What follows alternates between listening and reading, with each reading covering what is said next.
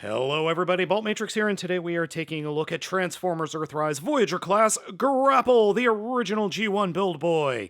Grapple comes to me from my good friend Grim Locamus, aka @ChromeTyrano, over on Twitter. This guy is modeled in black, silver, and orange. So much orange. Now, the orange itself is a very bright orange. It's not what I would consider a true orange. It's definitely got a different Pantone than I was thinking of, and definitely much brighter in person, or much lighter in person than I thought than the pictures make it out to be. Posability for the figure is pretty good. Head is on a swivel and can spin 360 degrees.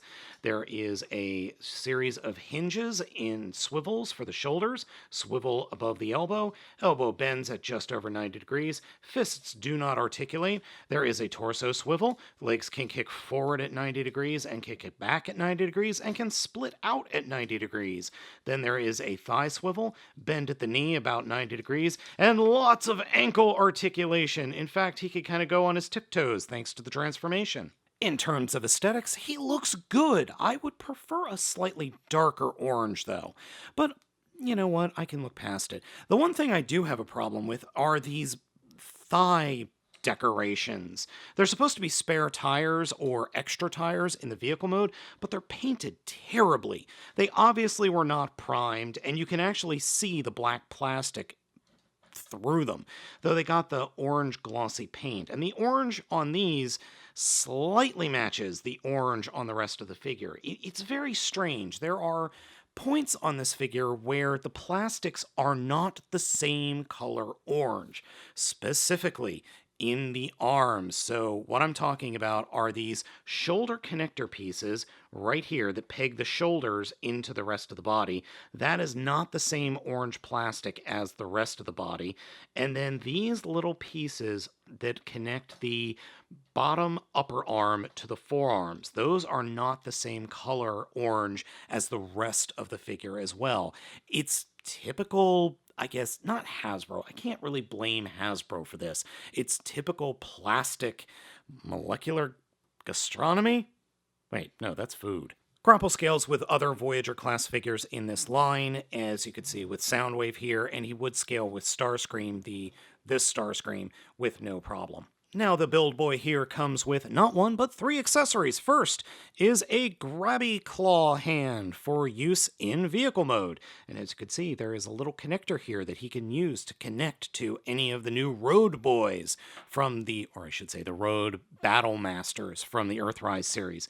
He comes with a little nozzle, which is stored on his back, and that can be used on either of the hands. Simply flip the hands up into the forearms, and then peg the little thing in. And originally I was thinking, I need to fill up that little gap there, but if you do that, then you're not going to be able to peg it in for storage. And then finally, he comes with a gun. Just a good old-fashioned gun. With the figure's high posability and multiple accessories, you can come up with some fun poses like this. He can shoot one way, blast another way, and then grab directly behind him. Getting into the transformation next, we're going to start off with the fists and simply fold them up into the forearms, and then take the shoulders and unpeg them from the rest of the body. Then we can come down to the legs and grab the feet and extend them away from the figure and fold the feet up into the back of the shins, and just leave them like that. Then come to the head and detach the entire head section from the rest of the body and accordion it out all the way from the back. Come to where the head is and push the head back and flip it up about, not 360, but enough so that it's covered.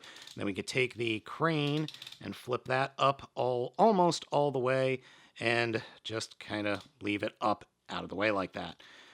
Straighten out the connector all the way, fold it down, and then there are these pegs in the bottom of the feet. Don't push the pegs all the way in. More on that in a minute.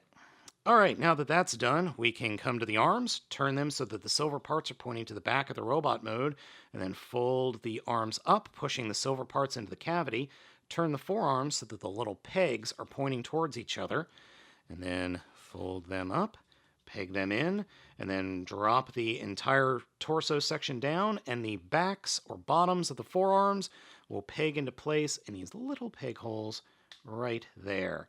And then just correct your mistakes with the crane, fold the crane up, turn it 360, extend it, and we are done. So I gotta admit, this crane truck is a cute little crane truck. There are a couple of issues and a couple nagging things for me. First off, the pegs in the back are much too long and much too tight. Mine are okay. So I might have gotten a second rev.